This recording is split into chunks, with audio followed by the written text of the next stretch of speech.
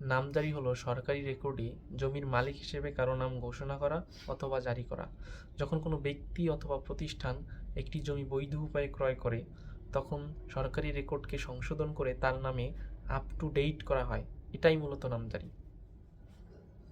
শুধুমাত্র দলিলের মাধ্যমে অর্জিত মালিকানার ভিত্তিতে অথবা পিতামাতার জমিতে দখল সূত্রে থাকলেই কোনো ব্যক্তি সরকারি রেকর্ডে উক্ত জমিতে তার মালিকানা নিশ্চিত হয় না।